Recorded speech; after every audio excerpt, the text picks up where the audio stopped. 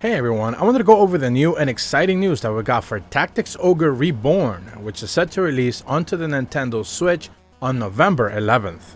And today we're going to be checking out a brand new wave of details as Square Enix decided to update their brand new blog and give us new information and details regarding new mechanics, new features, and of course, what more we can expect regarding the story for when it comes to this rather classic game that is being completely remastered. Remember that just a couple of weeks ago we finally got the official reveal. I went over that in full detail as we basically had been seeing plenty of leaks prior to the game's official reveal, and now we know that it's set to release on November 11th, not just on the Nintendo Switch but also PlayStation consoles and on Steam on PC as well.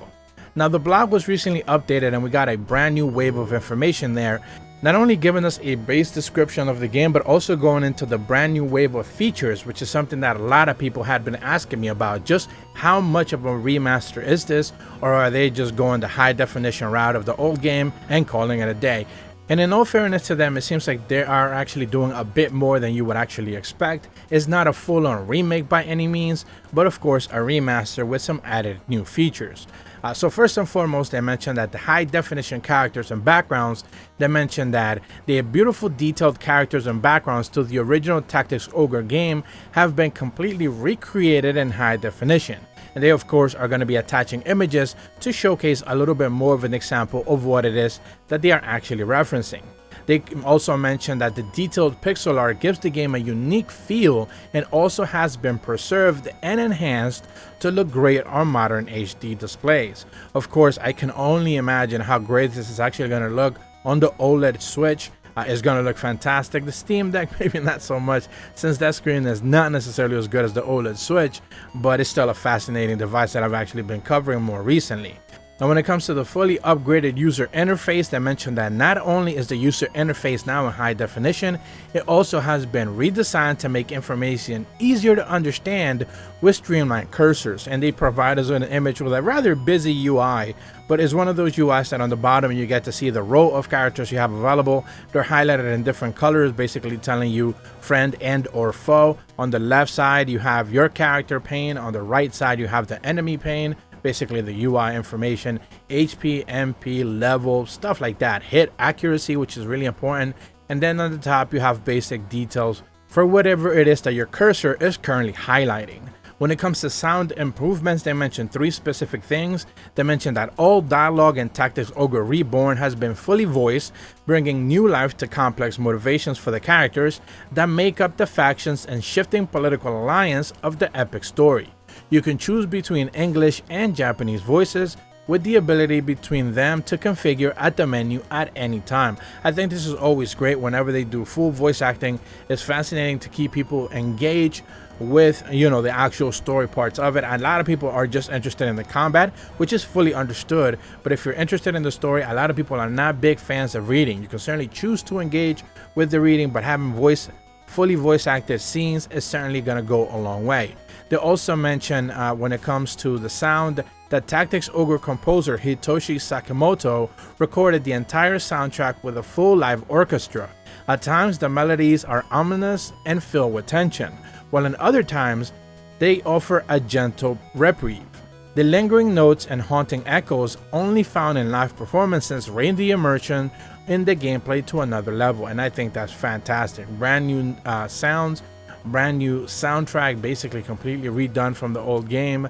The soundtrack is going to be fantastic. I'm certainly looking forward to that as well, and it's one of the best soundtracks we have seen in one of those classic strategy RPGs in quite a long time. When they mentioned that redesigned battle UI, they mentioned that building on what worked on previous versions of Tactics Ogre, this new game incorporates new elements as part of overall redesign of the battle system. Here's a brief introduction to the new features that await. They mentioned that unit by unit level systems, essentially the class-wide level systems found in Tactics Ogre, Wheel of Fortune has been replaced by a unit by unit level system. So essentially all this means is that each character you're going to be recruiting is going to be leveled up separately. You're not going to have EXP share situation where every character levels up all at the same time. If you don't bring them to battle, they're not going to get stronger. That's basically what that means. So you want to make sure you have a, spread, equally level team, you're gonna need to continually keep bringing them to battle to level them up equally.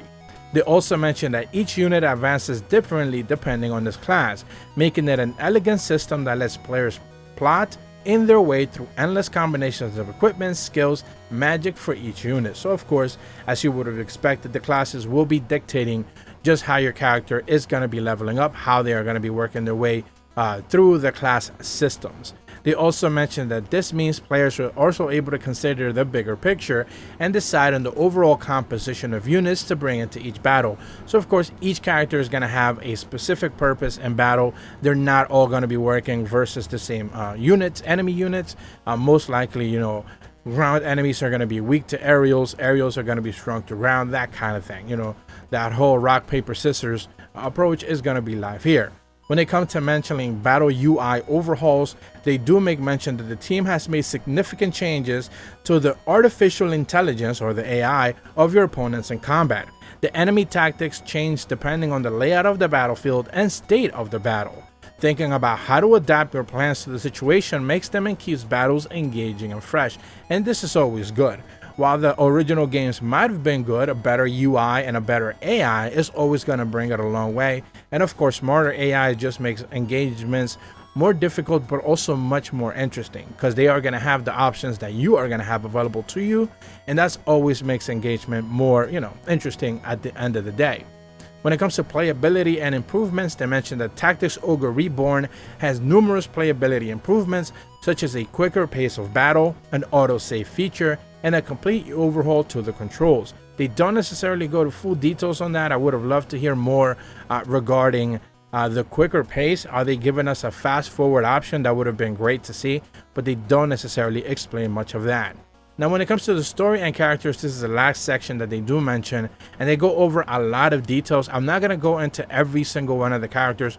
Otherwise, I'm going to be here all day. But some of the brief overhauls that they do mention when it comes to story and characters are, we've talked about a lot of new, but those unfamiliar with the game may be wondering, what is it all about? And here's the basic setup of the story. The game is set on the Valestrian Isles, jewels of the Oberro Sea, long center of unable commerce. The people of the isles struggled through history for domination over the shores. Finally, there rose a man to put an end to the conflict. Dorgol Oberith, I think that's a really weird name, but history would know him as the Dynast King. Dynast Dorgola strove to stamp out the hatred among the people of the Isles, and half of the century Valeria knew prosperity. Yet upon the king's death, civil war erupted once more, and the three factions vowed for control. The Barkram, who compromised much of Valeria's nobility, the Galstani, whose people made up the majority of the Isles' population, and the Wallister, who numbered but few. The Isles were soon divided between the Barkams, the Galstani, and uneasy peace settled across the land, yet none believed the calm will last. So of course, it's another war-fueled story where you're vying for territory, making alliances and/or enemies at the same time, and it's just gonna work out in that format. But that's about all the information they provided. I'm going to be leaving a link in the description below for the official blog update giving you all the details, and they also touch upon a couple of individual characters as well, which I didn't necessarily feel like wanted to go over because this video is already long enough as it is. If you're brand new to my channel, be sure to leave a like and subscribe, hit the bell to receive notifications when the videos go up, and as always, thank you so much for watching. See ya.